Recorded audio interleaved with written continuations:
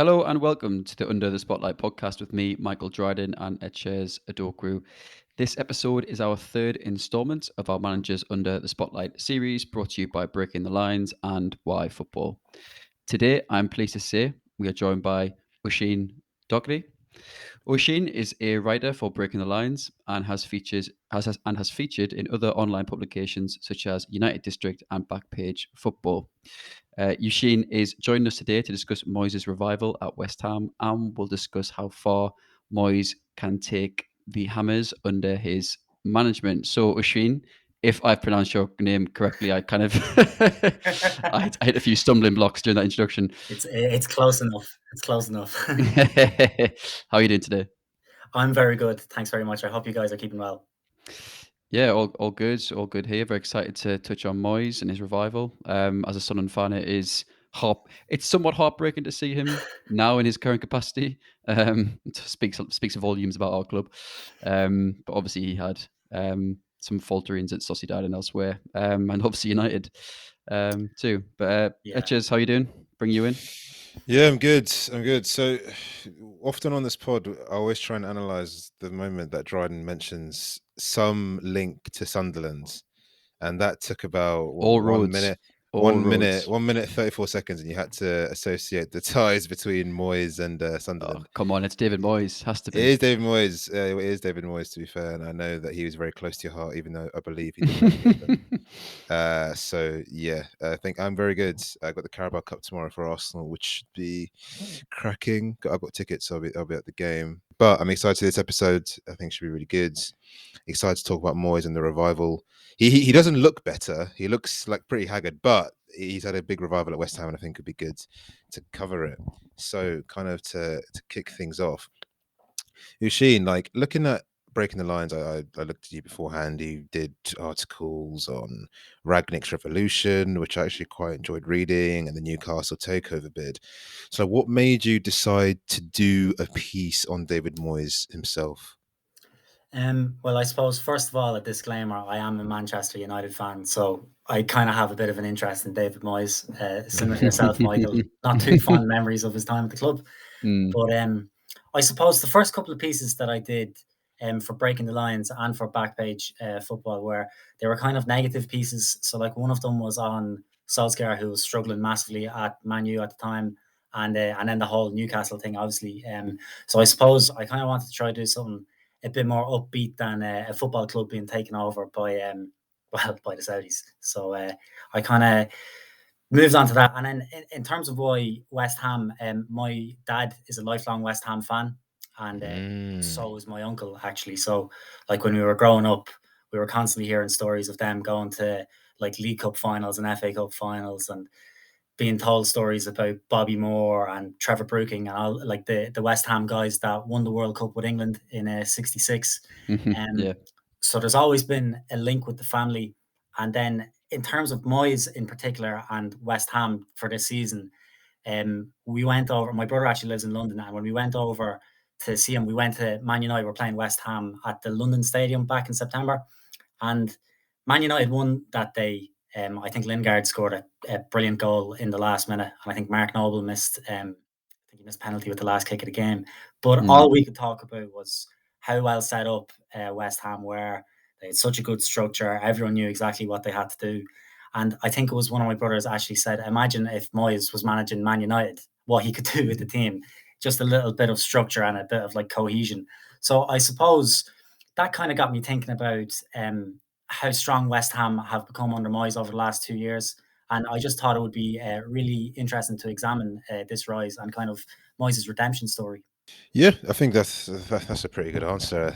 Obviously, yeah, you share the pain of the dark years. I was going to say darker years. It's literally 1 year or 10 months or something when he was at Man United, and yeah, the structure at West Ham is very good. You know, they've been playing some good football, mightily impressive against Liverpool at home. Played quite poorly against Arsenal this season, but I know they played a good game against Chelsea as well, and they're fourth in the league, and rightly so. They have every right to be from terms of the players they have and just the performances they've put in. You've got the likes of Fornals playing very well now, and obviously Antonio's kicked on, and then you're looking at Declan Rice, who I personally think has got even a lot better under Moyes.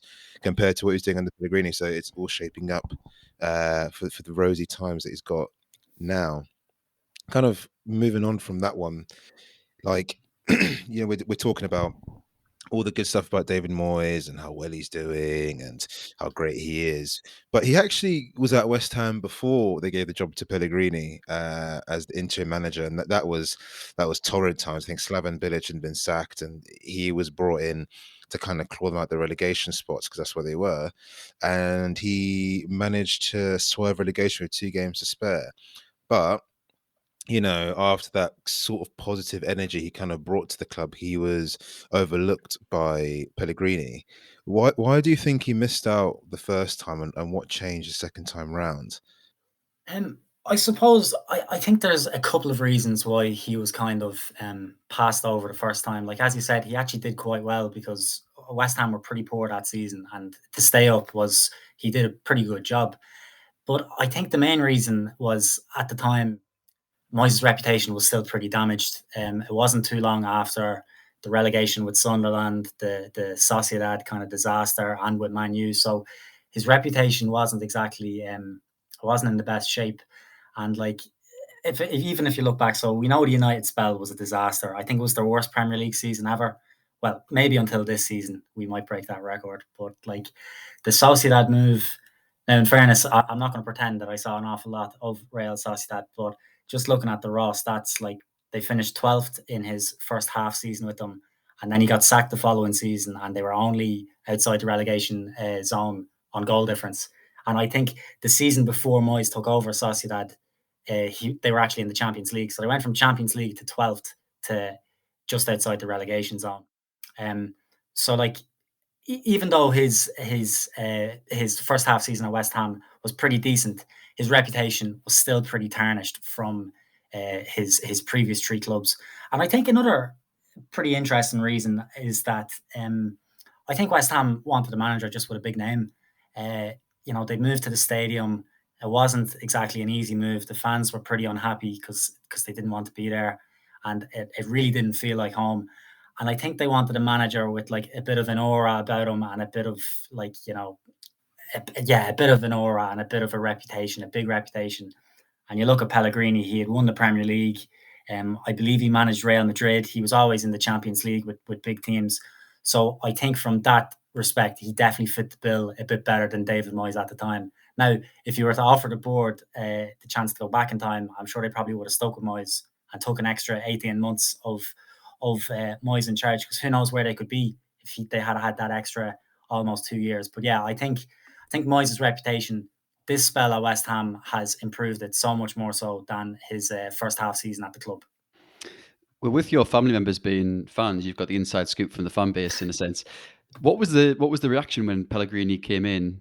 Because I think, as a neutral onlooker, it looked like a really positive move. Obviously, he'd managed at top clubs. He'd obviously been at Manchester City. He was given a bit of a war chest, brought a lot of players in, and I imagine the fan base were very excited, because obviously there's a lot of discontent in the past, and there still is, about the ownership and lack of ambition previously. I think on paper it looked like a good move. Like, as I said, Premier League winner, big name. He had actually done a pretty good. I think it kind of gets overlooked. He actually, people kind of forget about him at City. They think it's Mancini, and then nothing really happened for years, and then Guardiola took over. But like, he actually did all right at Man City. But I think West Ham fans in general at the time, I think they had such a mistrust in the board. I don't think it really mattered who they appointed. I don't think, like, I can only speak for my father. He wasn't particularly thrilled with it, and I have to give credit. Oh yeah, I have to give credit to my dad. He's been saying, like, he's been watching West Ham 40 years. Like, he knows exactly what's going to happen. So like, he said, we were watching. They were playing Palace there a couple of weeks ago. They were 3-0 up at half time, and my dad turns to me and says, it'll be 3-2 and it'll be hanging on in the last minute. And that's the exact thing that happened. So like, when he said that he didn't really fancy the look of him, or just kind of his methods and all that kind of stuff.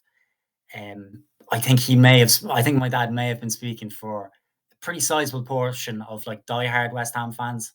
And I think it's come out since that, like, Pellegrini, like, he was barely on the training ground and not really speaking to players and all this kind of stuff. So like, I think it was a move that promised a lot, but didn't really deliver in the end. Yeah, a guy who's seen a lot of false dawns. I mean, we've seen with Ancelotti and Benitez at Everton in recent seasons, 2 Champions League winners, and look what happened to both of them there. So Yeah, massively. And it's also that continental. I think the Premier League are unique where they're always craving the European name. What I mean by that is if you compare the Premier League to La Liga, in particular Germany, they very much recruit from within a lot of the time. You get managers who do well at Brighton's or Southampton's, and they'll get shots at the bigger jobs. But in the Premier League, it's very much a case of that's just not the case. I think Brendan Rodgers was the last one when he left Swansea and joined Liverpool, from my memory. I know you could argue Arteta, but he's different because he came within the coaching setup, and Lampard from Derby, I suppose. But often they crave the Carlo Ancelottis and the Pellegrinis with that European pedigree. And as you rightly mentioned before with Benitez, if you throw him in as well, it doesn't always work out. But this discussing failings, because we're on a bit of a trend now with that. You mentioned Moyes' failings, particularly at the start of your article. Do you think Moyes has actually learned from those experiences, or is it more of a case of he's been given more time? Because there's a few there in a row.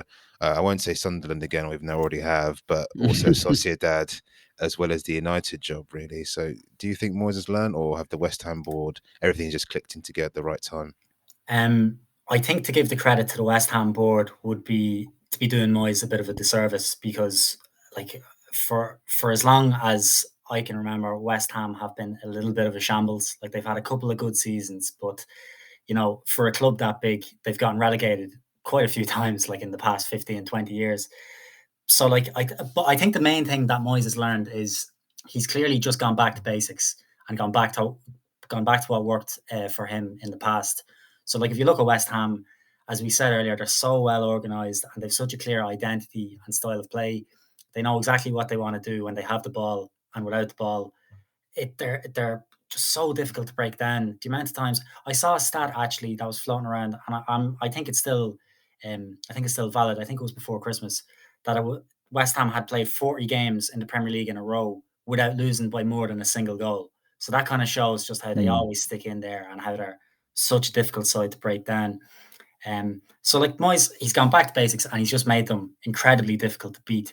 And I think as well, I think I mentioned in the article that the West Ham side, it's very similar to the Everton team that he created when Moyes was arguably at his peak. So like it's definitely molded in that kind of image that that he had back then at Everton. It's a really physical side. They're all very fit. They're all strong. They're all awkward. Like I wouldn't say teams like playing against West Ham. Like they didn't like playing against Everton. They definitely like playing against West Ham. I like I think the Hammers, they almost kind of play the role that Everton used to play in the league.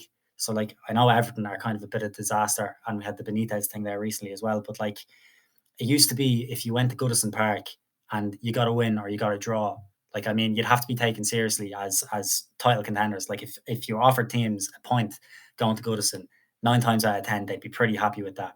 And he's kind of done that with the London Stadium as well, and that's definitely much more of a fortress than it used to be. And I think even like the profile of players, he's gone back to players that have worked for him in the past. And I was kind of struck. I actually I had heard on just guys were talking on the radio, and someone mentioned the Everton similarities between Everton and West Ham, but they never expanded on it. So that kind of got me thinking, and like they're kind of eerie, some of the similarities between the two teams. So like if you take Fellaini back in the day and you compare him with Thomas Soucek, like they're pretty similar. Even Ogbonna and Jolyon Lescott, they're both left foot centre halves. Soufal and Seamus Coleman, pretty similar. Moyes, he always used a target man with Everton. He's got the ultimate target man in Antonio. Set pieces were a huge thing for Everton, and West Ham are probably the best or second best in the league. And even if you look at the left fulls, you've got Aaron Cresswell compared to Leighton Baines, both English, both set piece specialists, and they even have the same haircut. So back to basics, I think, is what Moyes has done mostly. Yeah, I think that's a good point. It's one of those where I think a lot of managers always adapt, but there are definitely core principles with the most successful ones that kind of always remain. And I think you highlighted a few similarities between Moyes' old Everton team and the team he has now. Do you think, now, I don't want West Ham fans to start rioting outside of where I live. I don't know if they do know where I live. But do you think that perhaps the failings at, I wouldn't say Sociedad as much, but both Sunderland and Man United was too high? Man United, because he's taken over from Sir Alex, we've seen how it's happened at Arsenal when Wenger left, that sort of vacuum at the club, and it's very hard to control. Big egos. I'm not saying West Ham didn't have that, but, international winning 11 that needed a lot of rework as well. And Sunderland, because I'm not saying Sunderland necessarily a bigger club than West Ham, but it was, Sunderland at the time were not doing particularly that well. And was the pressure potentially too high when he's in his relegation spots compared to what he has at West Ham? Or has he learned from that? And he's now come out of both of those experiences, and now he's thinking, well, I can do this now. I do think that if you kind of look back, if you take yourself, like, if you were watching Man United and Moyes back in 2013, 2014, you would have said, like, he hasn't got a clue, the team's a disaster and all this kind of stuff. But I mean, it's been 7 or 8 years since then, and no one has got a grip of Man United. So I do think, like, there's a little caveat there that, like, Man United are probably the most difficult club in the world to try and sort out at the moment, and it's been that way for the better part of a decade. So I do think he might deserve a little bit of slack for that one. As I said with Sociedad, like, I mean, the stats don't lie. It wasn't great there.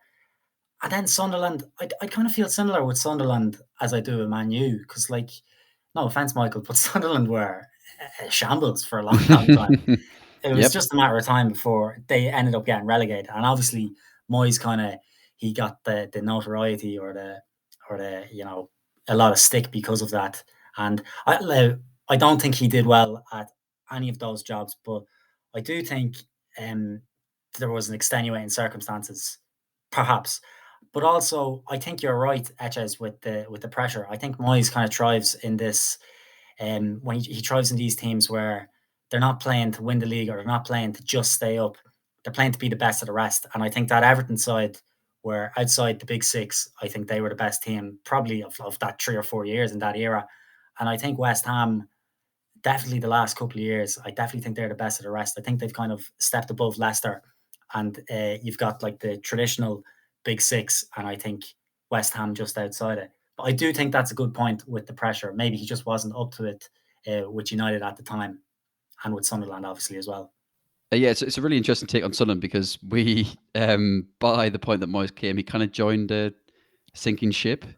We had a revolving door of managers over 10 years, and he just didn't have time to turn it around. So I don't really hold Moyes responsible for Sunderland's relegation. That's good to know. I didn't know you were the Sunderland spokesperson. So thanks for... Well, actually, I'm in the minority for that view. So, but you raise a good point about being the best of the rest. Obviously, the Premier League is very competitive, and no one is guaranteed to stay up or stay down. But there are a few sides that can be dragged in the relegation hunt, but ultimately their aim is to try and be the best of the rest. Teams like Palace, teams like Southampton, teams like West Ham would be in that category as well, and now Leicester. It's like you kind of stay in the Prem for 4 or 5 years, and then after that you kind of aspire to be like, right, okay, we need to try and be 6th best or 5th best or 7th best, get into Europe, and that's all the aim. So that's quite a good point. I think, kind of moving on from that one, is we've spoken about Moyes and a potential weakness in terms of his, whether or not he can handle the pressure. What would you say specific strengths are as a coach? Now, the reason why I'm asking this question is because I'm 27, and I remember his Everton days relatively well. But there are people actually that are honing in on Moyes specifically around his United days. It kind of began then, where their memory of Moyes as this fumbling man who can't really control the club, and this renaissance isn't overdue. It's just more of a fluke. So I kind of wanted to focus on what his actual strengths as a coach are.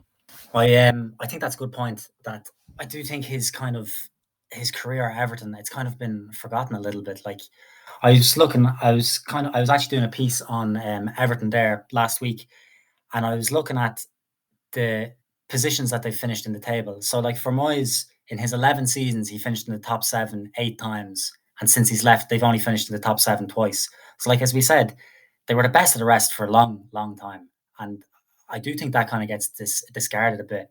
So this whole notion of like you don't suddenly become an awful manager overnight. Those 3 jobs that we mentioned, there was a lot of things wrong with the clubs, and things could easily have went wrong for anybody in charge. I think, like, in terms of his biggest strengths, like, it sounds very basic to say, but he has his team defensively rock solid, and he gets the best out of his players. Like, if you look at some of the guys that West Ham have, I'm not speaking like derogatory about them, but like, if you were to look at the team sheet of these guys, like Craig Dawson, has been in the Premier League loads of times. He's got relegated a couple of times, and he was signed for like $1 million, and Moyes has turned him into, like, he doesn't look out of place in that top 6 team. Now, I know he's probably below Ogbonna and Zuma when they're both fit, but he doesn't look out of place there. Jared Bowen, he had a bit of a dodgy spell in the Premier League with Hull, I believe it was.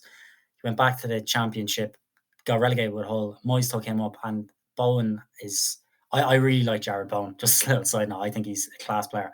But like, I think I saw Bowen was getting linked with like Liverpool, and wouldn't look out of place there. So he's kind of taken these guys that were a little bit under the radar, a little bit unknown, and has turned them into really very good players. So I do think he deserves a lot of credit with that. I think his man management skills probably shouldn't be underplayed. Now, there was critiques of that at his time at Man United. I can think of Rio Ferdinand was annoyed that he wasn't allowed to eat chips. So, like, you know, he has rubbed people up the wrong way in the past. But like Declan Rice, I agree with you, Etches. Like, I think he's just, and as an Irishman, it's tough to praise Declan Rice, but he is just unbelievable. Like, he's just out of this world. Like, him and Kante and Rodri are probably the 3 best in the league out on their own. And like, and I don't mean this with any disrespect to West Ham, but like, how is Declan Rice still at the club? A lot of that has to do with Moyes, and Moyes getting him to buy in and all this kind of stuff. Like, I mean, it's only 3 or 4 years ago, West Ham were...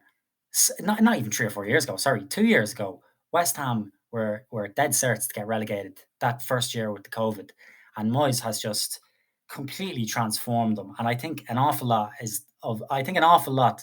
of the transformation of West Ham from relegation candidates to top 4 candidates, it's basically all down to Moyes. And I think his whole imprint on the club shouldn't be kind of discounted. And in terms of just on the field, like, structure is just impeccable. They know what they're doing, and he's just got buy-in from the players. And I think an awful lot of that has to come down to his man management skills.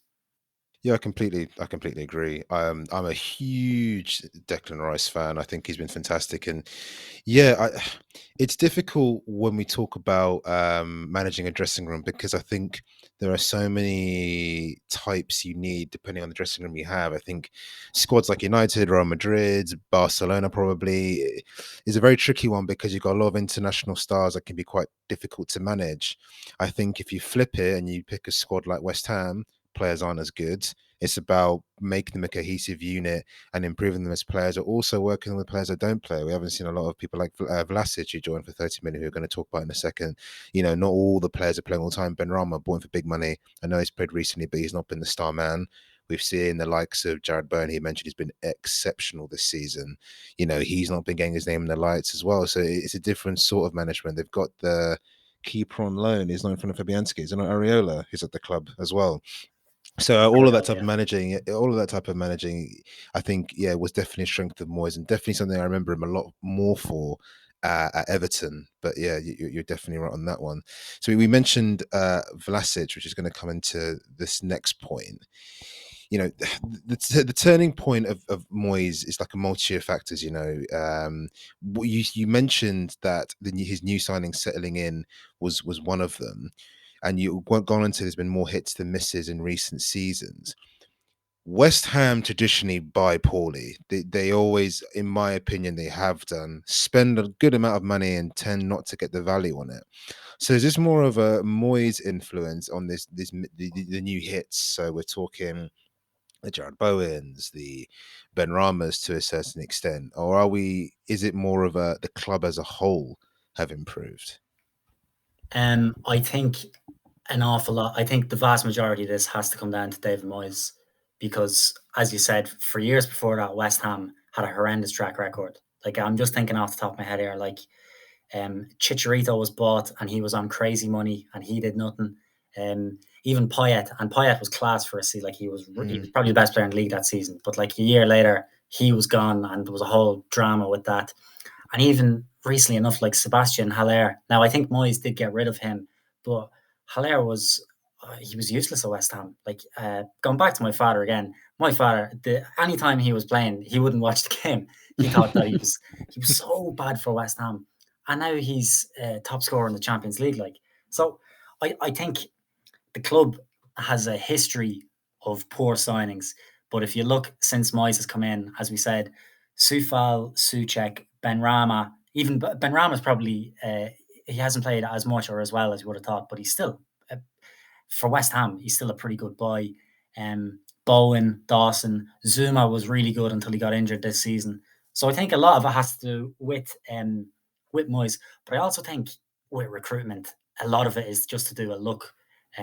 I kind of think that it kind of goes like in a cycle or like a circle, and you see it with clubs all the time that they'll sign 3 or 4 players and immediately they'll settle in and they'll be brilliant. And then a couple of years later, they'll sign 3 or 4 players and they're awful. So if you look at, I actually jotted this down when I was doing the article. So like Liverpool, their transfer record for years was pretty bad. So like when they got Luis Suarez in, who was probably the only good signing for about 4 or 5 years. And when they sold him, they blew all of that money on Balotelli, Lazar Markovic, Ricky Lambert, and Dejan Lovren. Markovic.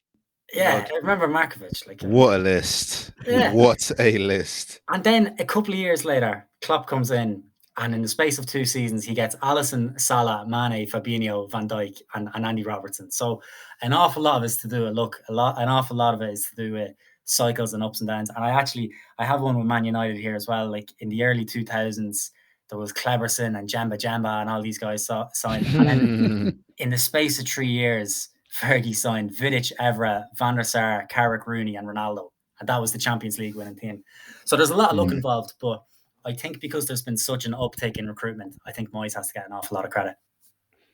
Yeah, I think that with signings all the time. I always go back to Alexis Sanchez leaving Arsenal for Man United for essentially, what was it? It was kind of like a free deal, but it was like a swap with Mkhitaryan. That was the most surefire signing of all time. Or to me, it would be near one, because you're getting a guy who had basically torched the Prem 4 years, 3 or 4 years in a row. He had a bad final 6 months, but you could put that down to he wanted to leave. That swap deal should have been one of the simplest transfers in terms of elite performance. He knows the league. He was 29, he's in the peak of his powers. You know where he can play. He's a fighter, everything. And it just went so badly. They always highlights that with whatever transfer you have, there's always a risk. It doesn't matter whether the guys are in the league for 10 years, there's just always that risk. And you mentioned the Liverpool signings before. I think if you added in the likes of Wijnaldum, who was signed from Newcastle, got relegated, Robertson, who came from Hull, who may have got relegated, you're thinking, why would you sign these players? But yeah, they've obviously gone on to be exceptional buyers. And yeah, West Ham's the same. The jury is out on some of them. Vlasic is one, who was at Everton years ago, and then left to Spartak Moscow, and now he's come back to went to CSKA, sorry, and now has come back to West Ham. So jury's potentially out on that one. And Alex Král, who hasn't played at all, but there will always be misses, right? So I think Moyes does deserve his credit, because there's definitely been a lot more hits than misses. So kind of moving on to like West Ham and Moyes as well, overall, what would you, Moyes' future and West Ham's future, kind of, this is the honeymoon, isn't it? Because, you know, I doubt West Ham are going to win the league, and West Ham fans are very demanding. So how far do you think they can go together is the question. I think absolutely this is the honeymoon period. I think for this season, I think the top 4 is a possibility, because you look at, you know, as we said, Man United are a shambles. Spurs, you never know what you're going to get. Arsenal have, Arsenal have actually been pretty good this season, but still there's a little bit of a question mark there. I think top 4 is a possibility, but I personally, I don't think they will get top 4. I think they kind of missed their chance last season. I know their form has picked up the last couple of weeks, but prior to Christmas and over Christmas, it had actually tailed off quite a bit. I think there was a couple of games where their entire back 4 was missing. So who knows? Who knows what could have happened if they have had them there? But I think like an FA Cup or a Europa League, I think they can go deep in those competitions. Especially like the Europa League. Like I'm not sure. They're into the round of 16, so like I mean that should be something that they should be really gunning for. Like teams from continental Europe, they won't want to come to the London Stadium. Like it's the first time they've had European football in decades, and I was actually at the last Europa League game before Christmas. They were playing a Croatian team, Dynamo Zagreb, I think they were playing, and it was a dead rubber of a game, and there was 55,000 people in the stadium. So like, I think there's a huge kind of novelty to Europe, and I think I would fancy West Ham to go deep in Europe. I think the real test for West Ham will be if Declan Rice leaves. Like as we said, I don't think he'll be there next season. Or I'd be very surprised if he was there next season, especially if you look at, like, I know I keep going back to Man United, but you look at that midfield and you think Declan Rice would fit in there 100%. Chelsea, imagine if they had Rice and Kante in midfield. Now, I know Chelsea probably won't sign him after letting him go for free, but I can't see Rice there next season. So, and I think there'll be a massive drop off. So, like, whoever comes in and tries to fill the shoes that Rice has put there, it'll be a very difficult job for that fella. And I think you're right, actually, with the fans. They are pretty demanding. Like at that game, they made clear that they weren't happy that the team wasn't playing well. And it was a nothing game. They were true and all that kind of stuff. And I think one guy in particular that is very interesting to keep an eye on is Andrei Yarmolenko. He's one of the misses, I suppose you could say, with the signings. Bought for a lot of money, huge reputation. Like he's a hero in his homeland, and he's just been injured all the time and hasn't really tried. Well, tried is probably the wrong term, but it doesn't look like he's got huge buy-in, and the fans don't like him. He was booed off the pitch in that Europa League game by the crowd and jeered as he was going off, and he was having arguments with teammates, and he was having a pop at young lads and things like this. So like, I think at all clubs there is the ability for things to go horribly wrong very quickly. I think at West Ham, that kind of combustible element, it makes it a very kind of interesting situation to keep an eye on. Like, I think, yeah, that whole Yarmolenko thing, that didn't really sit well with me when I saw that. And there's a few other things, like the fans, even at that Man United game, they played Man United off the park, but the fans, they weren't happy because they lost 2-1, which in my mind, it's crazy because I know West Ham from being a struggling team. But you have to remember, West Ham fans, they've been brought up hearing about Bobby Moore, Trevor Brooking, the guys from 1966. They expect their team to, like, I don't want to say they have an opinion about their team, but they do expect a lot from their team. And so I do think top four is a possibility. I don't think it'll happen. And I do think it is an interesting enough situation to keep an eye on. We could be talking in 6 months' time, and you could be saying, "Oh, how did it all go horribly wrong here with Moyes or West Ham?" Well, West Ham did win the World Cup in 1966, which is a phrase I've heard a lot since I moved to London 6 years ago. Yeah. But what I wonder about your point earlier around, or just what you've been talking about around fans, West Ham fans, potentially what is their expectations for the club, for the side? What is the target overall? And I suppose being a London club, they might look across London to Tottenham Hotspur, who now are. I mean, we have a top 6 now. We don't have a top 4. But they might look across to them and think, well, they used to be your. I remember probably 10 years ago, perhaps, or 15, where it used to be Aston Villa, Everton, Tottenham were like the 3 outside the top 4 who were gunning for it. And obviously now that's changed a lot. And they've seen Spurs go from being that side to being, now a team that if they get it right with the right manager could actually challenge for Champions League and potentially the title if they get it really right. And perhaps they look at a team like Spurs and think, can we emulate them in the future? Even though there is so few spots left in the Premier League for another side to become elite, really. Yeah, and on that point, I do think that's a possibility. I do think an awful lot of it depends on Rice. I think we could agree he's probably going to leave in the summer, and that is just going to be such a big loss. Like they're losing one of the best midfielders in the world from West Ham, and you don't know how I don't want to be kind of undercutting West Ham's success, because like, I mean, they've obviously done some brilliant stuff, but if you take Rice out of that team, it's a very different team. And I think there is a tension between fans and the board.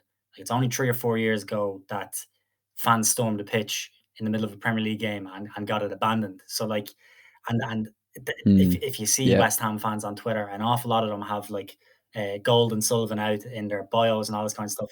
So there is a tension there. And I do think that this success is kind of just like a plaster over that tension, and it's kind of plastering over the cracks. And it could all explode if things start to go badly on the pitch. Yeah, Rice is that like symbol of the revival under Moyes, and he's a symbol of the West Ham kind of academy, production assembly line of that's always been there. But he's a massive symbol of this revival. So I think it'll be met with, I mean, if they get 100 mil from, maybe not, but met with a lot of discontent from fans. So I think it's a watch this space on that. I think you're right. Yeah, the West Ham board. I was at that game. It was against Burnley, where they were complaining about the board not spending any money. I think West Ham are one of those sets of fans that do feel entitled. I think all fans are entitled to a degree. Dryden can speak for Newcastle fans, that they feel very entitled. But with West Ham fans, you're right. If it from an era where there was some moderate success and 66 as well, then you expect to do better. You expect to be challenging, being a London club, etc. And yeah, when you don't get that, you're often disappointed. And I think, yeah, that sense of entitlement is probably why they think they should deserve better. I think in terms of how tensions will flare, you made a really good point.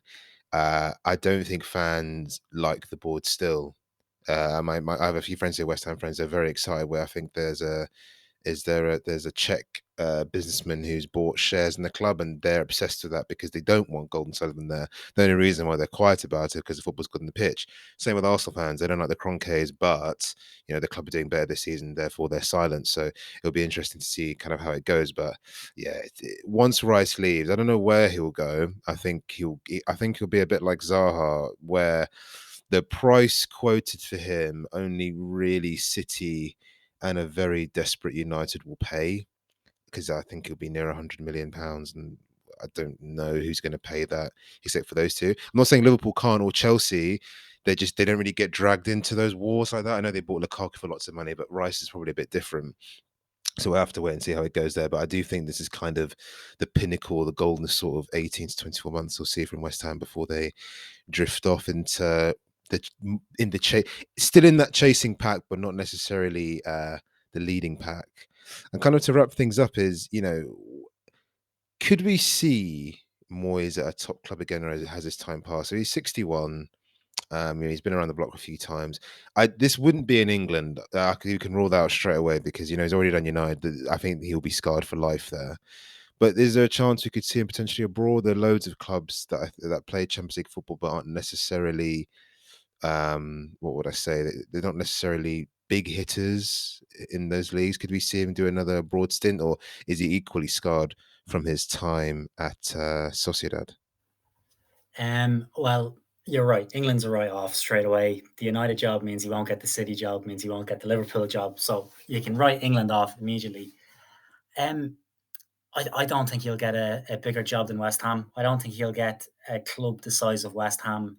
I don't think he'll get a club bigger than West Ham, even if he goes abroad. I'd say he's scarred from that Sociedad time. I can remember, like, you have to remember with Moyes as well. Like, he was kind of one of the first managers that he was just getting trolled on social media the whole time.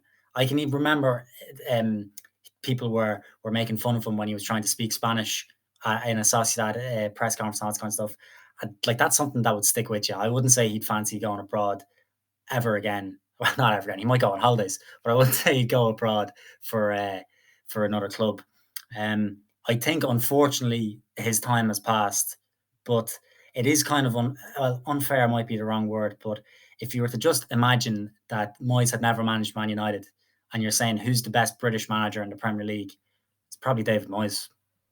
Yeah. There'll be a couple of Brighton fans if they're around saying it would be Graham Potter. But I do think in terms of longevity and that stint at Everton, where they literally were the 5th or 6th best team year on year, didn't spend a great deal of money, and they were just so tough to beat from Goodison Park. I think Moyes definitely does deserve his credit. And I think he also deserves credit for his renaissance. I think I say this to people all the time, managers have a 10-year peak. I think a lot of elite managers in football come and go in 10 years. So some will last longer, i.e. Mourinho, but after that 10-year period, they're not as good. So we talk in 2004 Porto to 2014 Chelsea. That's the year before they won the league. Since then, he's not done anything.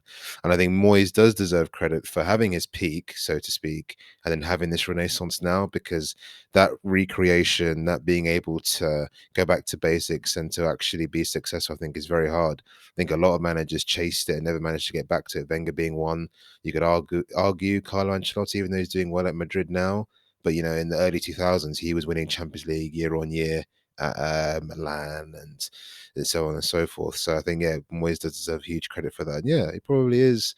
If you took away that terrible British period and you removed Fergie from the equation, in terms of active managers, he definitely is up there.